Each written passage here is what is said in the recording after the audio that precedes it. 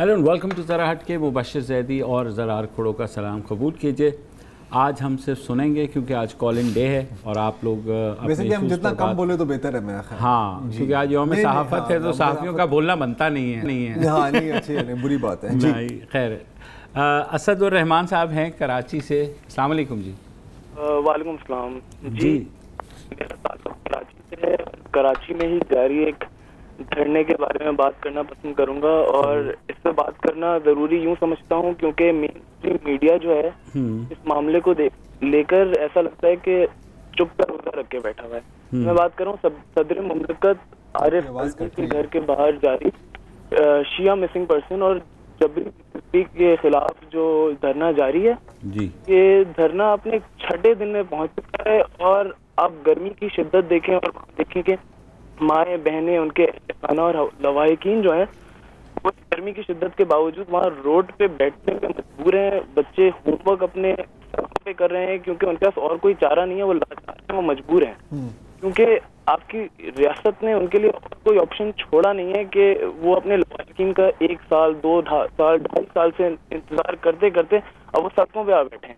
अब social media पे जो कवरेज वही है क्योंकि मीडिया तो इस बारे में चुप है। तो जहाँ तक मुझे उससे लास्ट अपडेट मिली है एक मुस्बत खबर ये है कि 12 लोगों को सीटीडी ने कहा है कि वो यही आपको बताने वाला था जी, उन 12 लोगों को वो रिहा कर देंगे। लेकिन अब सवाल ये उठता है कि सीटीडी को कौन इंटाइटल करता है, ऑथराइज करता है और कि किस तरह ये लोगों को गायब कर देते हैं उठा के बगैर कोर्ट ऑफ लॉ में किसी केस के इनको इस तरह गायब कर दिया जाता है और लवाहिकीन को कुछ पता नहीं चलता। और दूसरी बात यह है कि जैसे कि आज यौम सहाफ़त भी है तो आप ये देखें कि आज का सहाफ़ी आज के मीडिया हाउसेस क्या कर रहे हैं कि इस मामले में कोई बात नहीं कर रहा। अच्छा असद, ऐसा है कि हम खुद सोच रहे थे कि इस चीज़ को कवर करेंगे और फर्दर डिटेल्स लेकर के आपको आगाह भी करेंगे। खबर अपडेट वही है जो अभी इंसाफ ने बताई है कि 12 लोग रिपोर्ट्स के मुताबिक अगेन तस्दीक शुदा नहीं है। 47 जो मिसिंग पर्सनस के इन लोगों ने मुतालबा किया है उसमें से 12 रिहा हो गए हैं। काश मैं आपको कह सकता कि मतलब देखें ये बहुत ही हैरानकुन बात है और ऐसा नहीं होना चाहिए और लोगों को अदालत में पेश करना चाहिए, लेकिन कौन सी कोई नई बात है जो मैं आपको बता रहा हूँ जो लेकिन ये मिसिंग पर्संस का बाहर आने उनका मुतालबा है कम अज कम इसको इन्वेस्टिगेट कर एग्जामिन तो करना चाहिए, इतना मैं कह सकता हूँ। राहील अशर हैं कराची से। अस्सलाम वालेकुम राहील। अस्सलाम वालेकुम। वालेकुम। तो पहले मुझे नहीं पता कि आप लोग कौन आए हुए क्योंकि आज 1 घंटे से हमारे घर पे केबल नहीं आ रहा। मैं वो वैसे तो वॉल्यूम बंद करके प्रोग्राम देखता था। तो आज तो मुझे पता ही नहीं सर, मेरे ख्याल आपके साथ कौन है, वसतुल्लाह साहब है या नहीं? वसत नहीं है, ज़रार खोड़ो है। अच्छा जी, अच्छा मैं आज जल्दी जल्दी छोटी छोटी 3 बातें करूंगा। एक बात की थी, शायद अफरीदी ने अपनी बुक में कुछ इमरान खान के बारे में लिखा। उसके बाद पीटीआई के सोशल मीडिया ने जो उनकी बेटियों के लिए गंदी गलीज ज़बान इस्तेमाल की है कि मेरा दिल और दिमाग इस वक्त गुस्से से खोल रहा है कि इनको शर्म नहीं आती कि किसी की बेटियों को भी ये बख्शते हैं, ये इनकी अक्कासी करते हैं। जैसा इनका लीडर है ना, ऐसी ही पूरी ये इनकी फौज से तैयार हुई है। वो ये नहीं सोचते कि हम किसकी माँ बहन बेटियों के लिए क्या बात करें। एक दूसरा, आज जो नवाज शरीफ का फैसला है उससे थोड़ी सी मायूसी इसलिए हुई कि हमारे मुल्क में 2 कानून है। एक मुशर्रफ साहब है, उनकी कल हेयरिंग थी, उनको 12 जून तक जजमेंट मिल गई। उन्होंने कहा जी हमें इसमें वरीयत दी जाए, उस पर उन्होंने स्टेट को नोटिस भी इशू कर दिया। बाकी इनको नजर नहीं आता कि जी एक इंसान जो है परवेज मुशर्रफ, उसको कुछ नहीं कह सकते, दूसरे को आप उनकी जमानत कैंसिल कर दें या उनको जेल में डाल दें। ये चीज अवाम के नजर में है और अवाम ये देख रही है कि जी ये सिलेक्टेड जो जस्टिस हो रहा है इस मुल्क में, जो है कि जी पनामा में 450 लोगों का किस्सा कहाँ गया कुछ पता नहीं, मालूम जब्बा किधर गया, परवेज खटक किधर गया, बाकी किधर गए। आखिरी में एक बात करूंगा, नैब का एक कानून है जिसके तहत अगर कोई अपने इख्तियारात का नाजायज फायदा उठाए और पाकिस्तान की हुकूमत को माली नुकसान पहुंचाए तो उसके खिलाफ रेफरेंस जाता है। साकिब जो थे पिछले चीफ जस्टिस साकिब निज़ार साहब, उन्होंने जनवरी 2018 में मोबाइल कार्ड के ऊपर टैक्स के ऊपर पाबंदी लगा दी थी कि टैक्स भी कटेगा। अब मौजूदा जो फैसला आया वो मैंने डिटेल में पढ़ा, उसमें मौजूदा चीफ जस्टिस ने कहा कि सुप्रीम कोर्ट के पास ये मैंडेट नहीं है कि वो टैक्स लगाए हटाए करे। तो 125 अरब का जो नुकसान हुआ है पाकिस्तान के खजाने को, क्या उन्होंने अपने इख्तियारात का नाजायज फायदा नहीं उठाया? नैब को इस मामले में भी देखना चाहिए। माना कि वो चीफ जस्टिस हैं और उन्होंने अपने इख्तियारात का नाजायज फायदा उठाया। अस्सलाम वालेकुम, मेरे तीनों सवालों का मुझे जवाब दीजिएगा। बिल्कुल।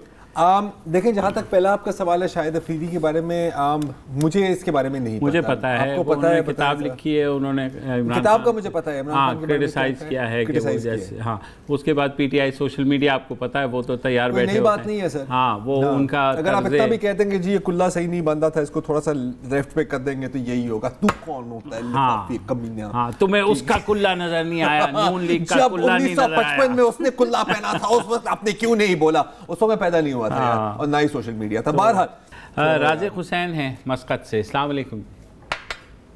अस्सलाम वालेकुम। जी राजिक भाई।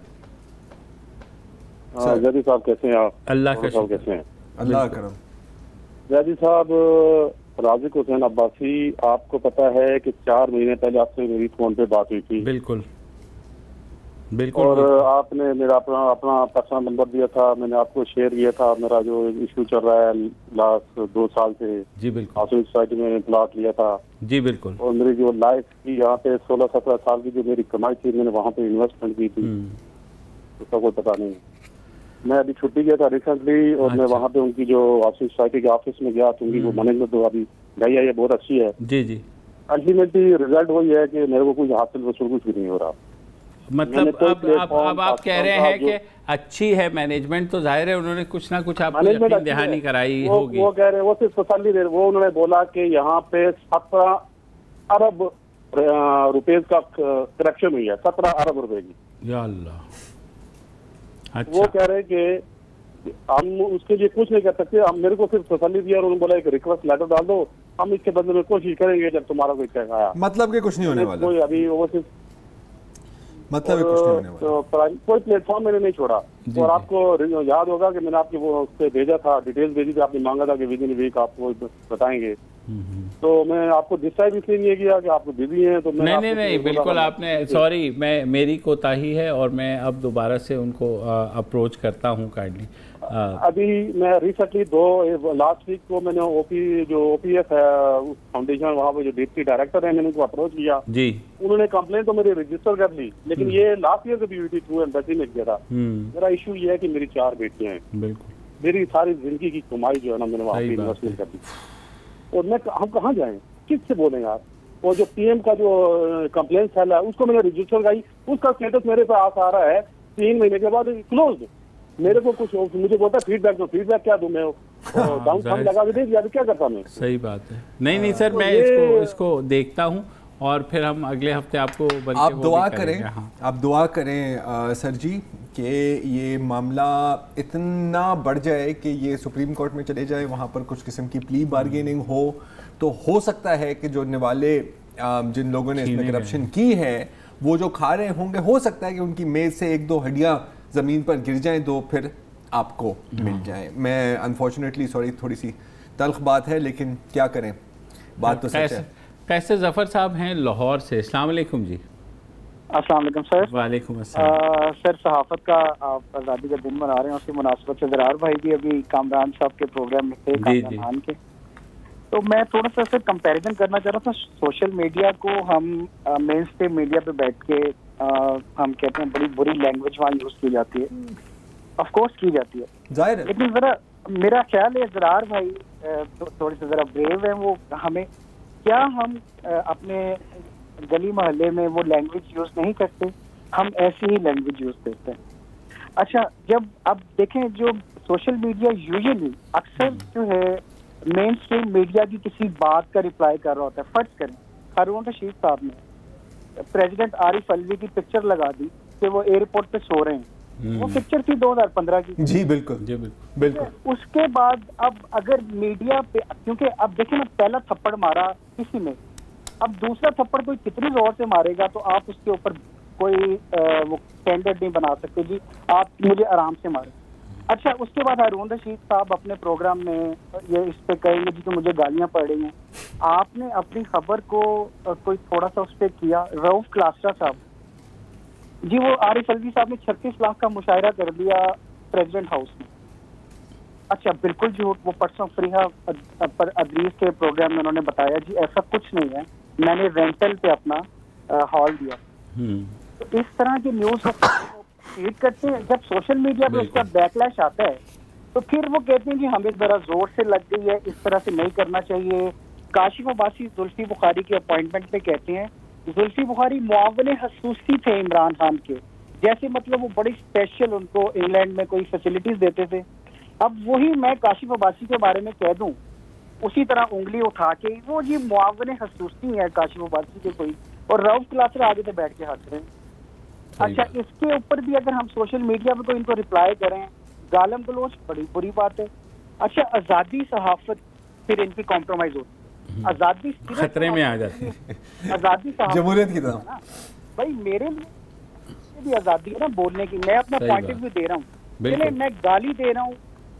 आप खुद बताएं जरार भाई या मुबशिर भाई, हम लोग गली मोहल्ले में ऐसे ही बात करते हैं। बिल्कुल सही। और जब हम इधर पैसे लेके बैठे होते हैं टीवी पे और हमें गलत खबरें बेच रहे होते हैं, वो उस गाली गलौज से ज्यादा बुरी बात नहीं है जो मेन स्ट्रीम मीडिया जो पूरे मुल्क में देखो विद पिक्चर। और मैं आपको चैलेंज करता हूँ जो सबसे ज्यादा सोशल मीडिया पे बैशिंग करता है उसको आप पिक्चर पे लेके आए, वो कभी आपसे बैशिंग नहीं करेगा।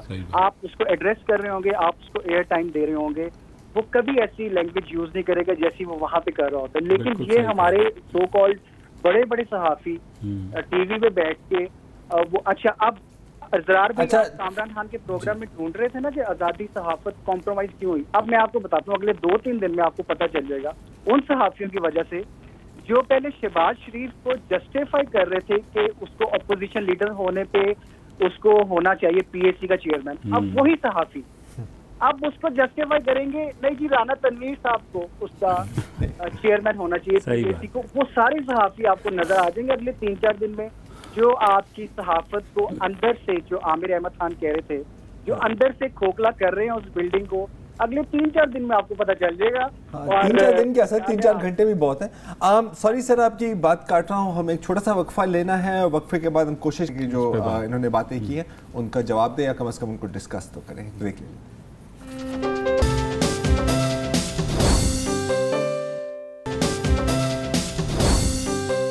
वेलकम बैक जी। अच्छा ब्रेक से पहले एक माय कॉलर ने बहुत इंटरेस्टिंग और अच्छे सवाल उठाए हैं तो कुछ मैं उसके जवाब देना चाहूँगा।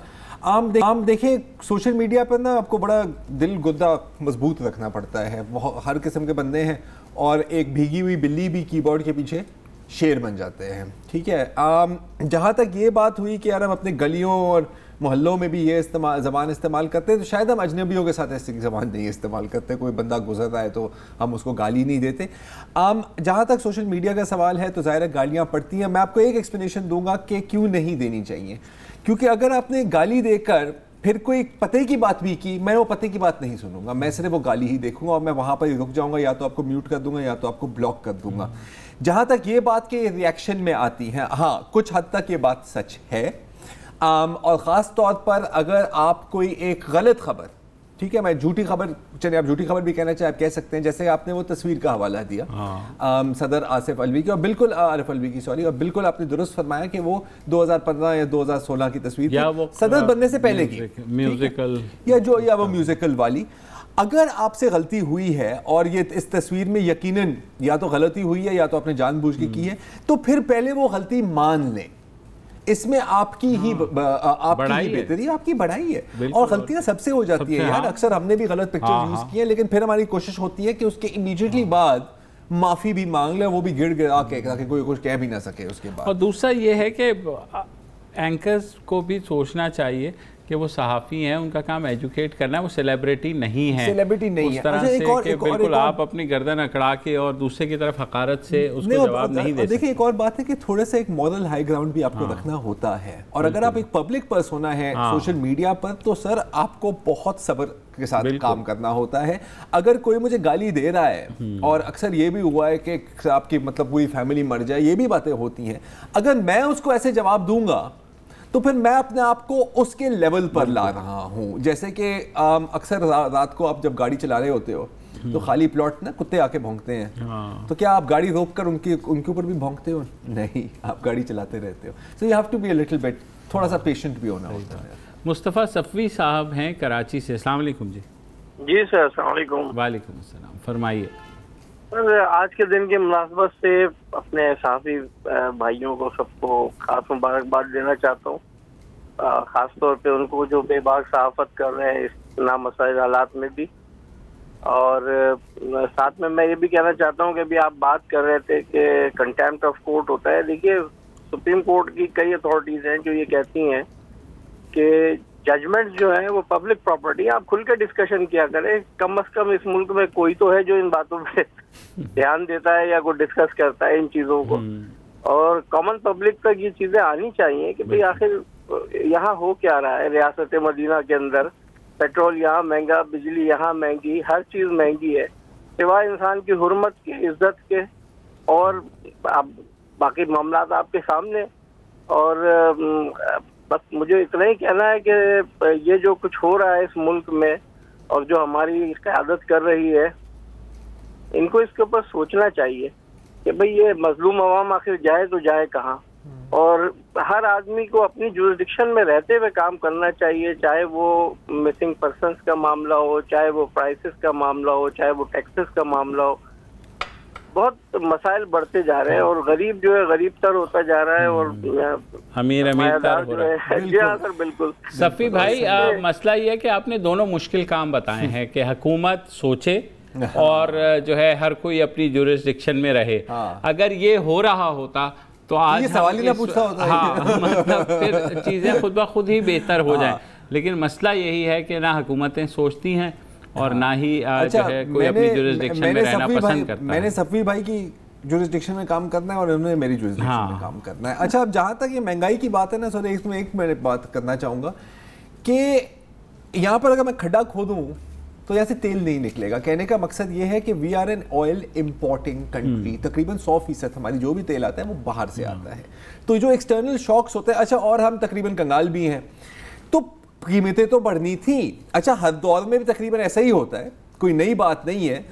मैं ये चाहूँगा, और इसमें हुकूमत भी शामिल है, इसमें हिज़्ब इख्तिलाफ भी शामिल है, कि इससे बेहतर ये कहना कि ओहो पेट्रोल बॉम्ब मार दिया, पेट्रोल बॉम्ब मार दिया, जो इमरान खान साहब पहले भी कहते थे। हाँ, बिना सोचे बिना समझे। मैं वही कह रहा हूँ ना, मसला ये होता है कि उन्हीं का कहा सामने आ रहा होता है। अगर आप सच बोल दें अवाम के साथ कि जी ऐसा है, मार्केट में बढ़ रही हैं और ये पहले दिन से, वो भी मसला ये होता है कि जब अपोजिशन में आप होते हैं तो आप कहते हैं जी मुझे देना, मैं 45 पे ला के ना दिखाया तो देखना। आप जब आप हुकूमत में आते हैं तो आपको पता लग जाता है कि 45 में तो नहीं आ सकते। अच्छा, हल बड़ा बोरिंग है, इसलिए कोई नहीं करेगा कि बैठकर यार कम से कम एक नेशनल इकोनॉमिक पॉलिसी कंसेंसस के साथ बैठ के बना ले, जो फिर जो भी हुकूमत आए अगले 10, 20, 15 साल कम से कम वो कंसिस्टेंट रहे। फिर वही मेहनत का काम है ना, इसलिए मैं कह रहा हूँ सोचने का काम है, जुरिस्डिक्शन में काम करने का काम है। ब्रेक ही ले लेते हैं इसके बाद, मेरा ख्याल है ब्रेक ले लीजिए।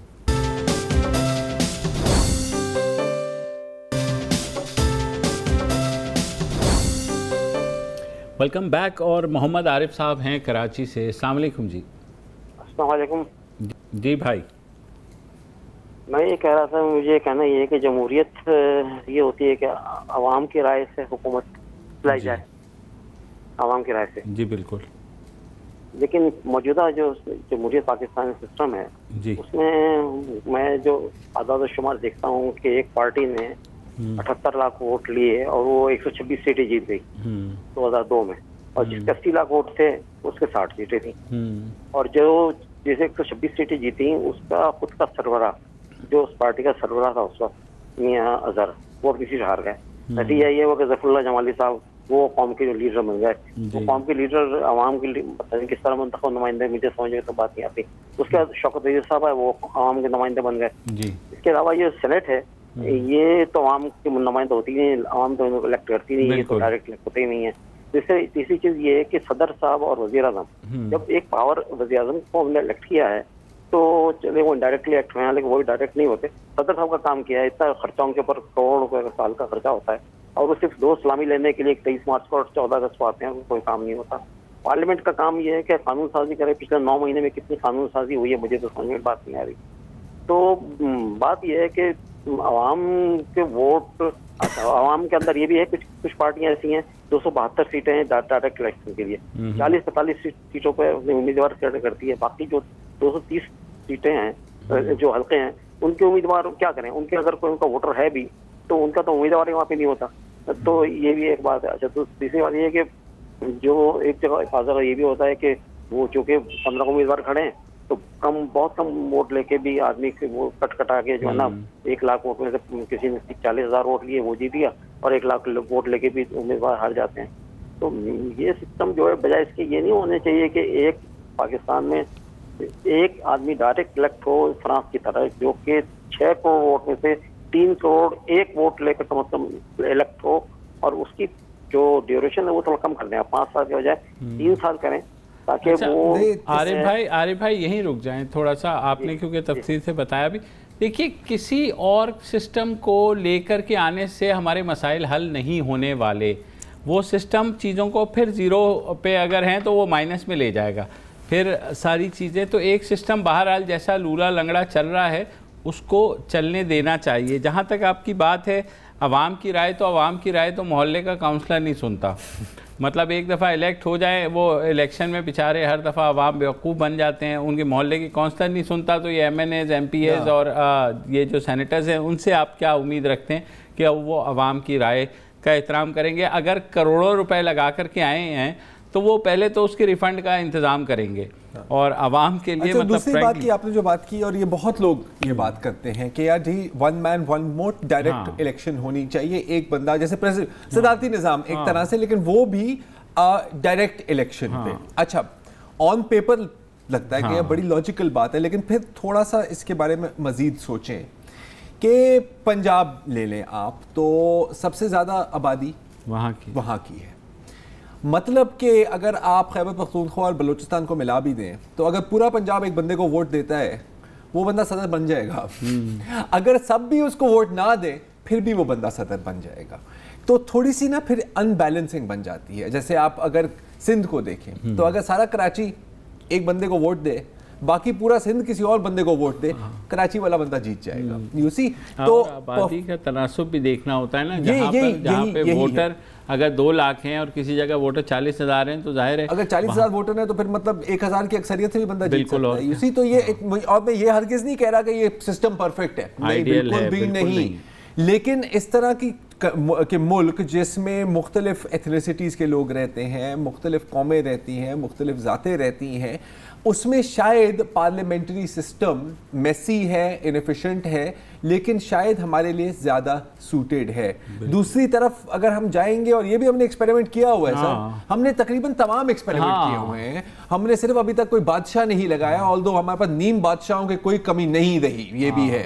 और तो पावरफुल प्रेसिडेंट्स भी हमने देख लिए हैं सर। हमारा वो है ना यार कि बुखार हो गया है, 2 दिन एंटीबायोटिक लेनी है यार, ये तो असर नहीं कर रही, अब होम्योपैथ के पास चलते हैं। अच्छा 2 दिन वो नहीं असर की, तो हकीम के पास। अच्छा 1 हफ्ते के बाद हम ICU में होते हैं और कहते हैं यार ये तो निज़ाम ही तब्दील होना चाहिए सर। नहीं, आई डोंट थिंक सो। चलिए अहमद जुनैद साहब हैं कराची से। जी भाई। I'm feeling very lucky today.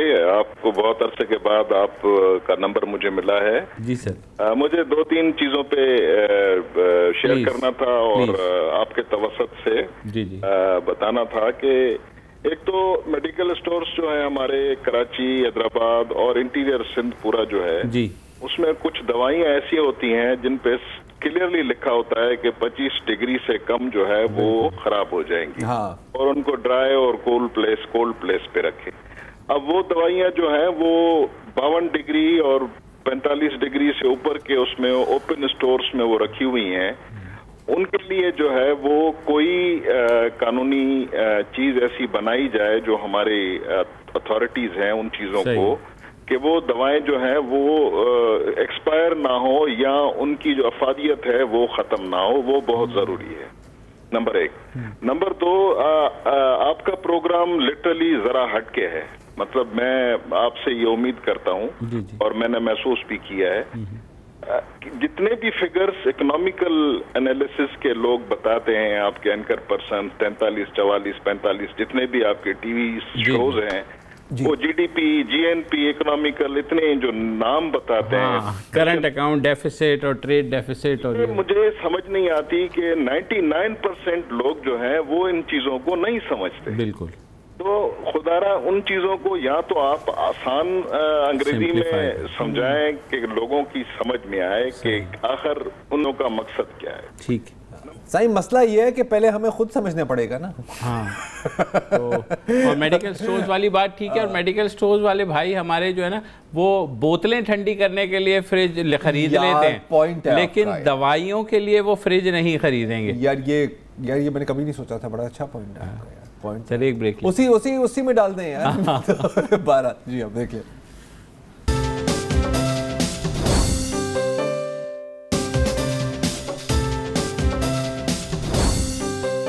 Welcome back जी, और मैं अगले कॉलर हैं सैयद इरशाद अली क्वेटा से। अस्सलाम वालेकुम जी।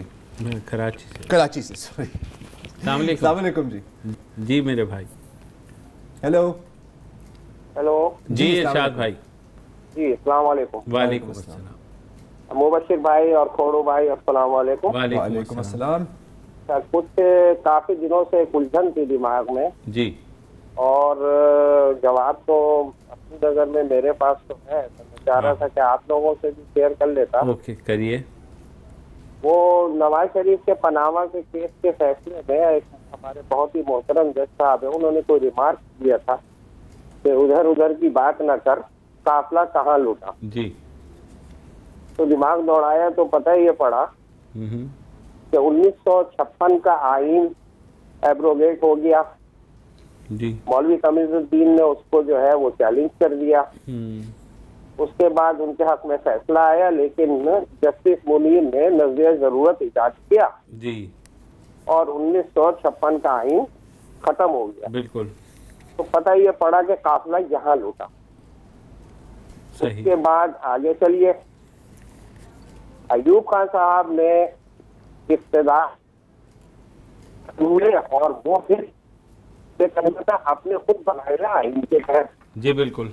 उन्होंने अपने पार्टी जर्नल के हवाले कर दिया। तो पता ये पड़ा कि काफिला यहाँ लूटा। सही। और आगे आ जाइए, भुट्टो साहब की हुकूमत खत्म हो गई जी, नुसरत भुट्टो की पिटीशन खारिज कर दी गई, फिर नजरिया जरूरत लागू हो गया। तो पता ये पड़ा कि काफिला यहाँ लूटा। बिल्कुल। और आगे आ जाइए, फिर बेनजीर और नवाज शरीफ साहब के दौर आए, उसके बाद IGI बनी जी, बिल्कुल। ठीक है, पता पड़ा कि काफिला यहाँ लूटा। उसके बाद आ जाइए आगे, परवेज मुशर्रफ साहब जी ने इक़्तिदार हासिल कर लिया, पता ये पड़ा कि काफिला यहाँ लूटा। फिर उसके बाद अब नवाज शरीफ के पनामा केस की तरफ आ जाते हैं जी। तो पनामा का केस और अकामा का फैसला, वो भी ब्लैक लॉ डिक्शनरी के मुताबिक जी, पाकिस्तान के इनकम टैक्स कानून में उसकी एसेट की बिल्कुल तशरीह अलग है। इस मुल्क में कानून जो चल रहा है उसकी तशरीह मुख्तलिफ है, लेकिन ब्लैक लॉ डिक्शनरी से हवाला देते हुए नवाज शरीफ साहब को हुकूमत से निकाल दिया गया जी, बिल्कुल। पता ये पड़ा कि काफिला यहाँ लुटा। तो गुजारिश ये करनी थी कि हमें अपनी तारीख को सही कर लेना चाहिए। जहाँ जहाँ काफिला लुटा उसकी निशानदही करना गालिबन मेरे बस की तो बात नहीं है, लेकिन जर्रार भाई और आप मुबशिर भाई जी, आप तो मीडिया पे बैठते हैं, लोगों के जहन बनते हैं। आपका प्रोग्राम मैं भी बहुत शौक से देखता हूँ, इसलिए एक संजीदा प्रोग्राम, यहाँ फक्कड़पन नहीं होता जिस तरीके से दूसरे चैनलों पे होता है, ठीक है ना। यहाँ लोगों की राय को जो है इस तरीके से नहीं बदलने की कोशिश की जाती जैसे कि दूसरी जगह होता है। सोशल मीडिया का तो खैर मैं हवाला ही नहीं, बिल्कुल, वो तो मतलब है ही फक्कड़पन। सही, ठीक है। तो मैं तवक्का ये करता हूँ, और जर्रार भाई आपसे भी और मुबशिर भाई आपसे भी, अल्लाह का वास्ता, पता नहीं ये काफिला कब तक लुटता रहे, तो कुछ इस सिलसिले में कोशिश कर ली जाए जी। जो अवाम का हक है वो उनको मिल जाए, और ये बार बार काफिले न लुटते रहे। अब मेरी उम्र 66 साल हो गई है, ठीक है, और अयूब खान के दौर से लेके अब तक मैं बार बार ये काफिला लुटते ही देख रहा हूँ। तभी तो आवाम की राय का एहतराम कर दिया जाए। अपनी दुआओं में याद रखिए। अल्लाह हाफ़िज़। अल्लाह हाफ़िज़ सर। मेरे ख्याल में बड़ी पूरी तारीफ इसमें कोई हम ऐड नहीं कर सकते और यकीनन नजरिया वही होता है जी जो नजर आता है मगर हमारे नजरिया जरूरत होता है। हाँ, जिसे हम हमारी भी अपनी जरूरत है। नवेद खान है कराची से। अस्सलाम वालेकुम जी। मुबशिर भाई और ज़रार भाई कैसे हैं आप? खैरियत जी भाई। नवेद फरमाइए। माशाल्लाह से मैं खुद बाय प्रोफेशन एक इंजीनियर हूं, लेकिन करंट अफेयर से मुझे बड़ी गहरी दिलचस्पी है जी। और आप दोनों के माशाल्लाह बिल्कुल खत्म होने वाला है सर, जल्दी अगर सवाल है तो पूछ लें। जी बिल्कुल इन वेरी शॉर्ट। मैं सिर्फ आपसे एक छोटा सा जो है वो मेरा इशू ये था कि सर लैंड ग्रैबिंग वाला जो चैप्टर है ये तो आपकी नॉलेज में है ही। अब यहाँ पे सिलसिला ये है कि डॉन की अपनी एक इन्वेस्टिगेटिव रिपोर्ट है मेरे पास, जो KTM स्कीम 33 में गुलशन मेमार के बिल्कुल पास एक सोसाइटी आई थी सन 1978-80 में कोयटा टाउन हाउसिंग सोसाइटीज के नाम से। इसके 4 सेक्टर्स थे, 3 सेक्टर आजकल वर्किंग में हैं और एक सेक्टर इसमें लैंड ग्रैब हुआ हुआ है 1980s से। और आधे कराची जो पॉपुलेशन है उनके जो बुजुर्ग थे, जो हमारे बुजुर्गान थे, उन तमाम लोगों ने अपना जमा पूंजी खर्च करके वहां पे प्लॉट्स लिए। और मेरी वालदा की भी 3 महीने पहले डेथ हो गई सिर्फ इस आसरे में कि शायद वहां पर हम कब्जा छुड़वा सकें। चारे फैसल में इनका हेड ऑफिस है, हाई कोर्ट सुप्रीम कोर्ट तक में ये केस इस पर पेंडिंग में है। और आपकी अपनी इन्वेस्टिगेटिव जो रिपोर्ट है माशाल्लाह से वो मेरे सामने सब मेरे फोन पर है। तो सिर्फ आपके बोथ आर वेरी मैच्योर और आप लोगों का फोरम के थ्रू मैं सिर्फ ये कहलवाना चाहता हूँ कि आप थोड़ा प्लीज इसमें हमसे कोऑपरेट करें, ताकि मजीद जब भी मैं इनके हेड ऑफिस में बात करता हूँ तो मुझे यही जवाब मिलता है कि बस सर अभी होने वाला है। अब ये यही जवाब मिलेगा। बिल्कुल सही। हम दरख्वास्त कर लेते हैं KDA वाले भाइयों से कि कोयटा टाउन का जो चौथा फेज़ है, जिसमें ज़ाहिर है आपने सुना कि एक फैमिली तो सफ़र कर रही है, न जाने ऐसी कितनी फैमिलियाँ होंगी। प्लीज़, लैंड ग्रैबिंग एक सीरियस इशू है, इन लोगों का हलाल का पैसा है और लैंड ग्रैबिंग किसी ने तो छुड़वानी है। सिंध हुकूमत प्लीज़ देख लीजिए। फ़िलहाल इतना ही, कल दोबारा हाजिर होंगे। इजाज़त दीजिए, खुदा हाफ़िज़।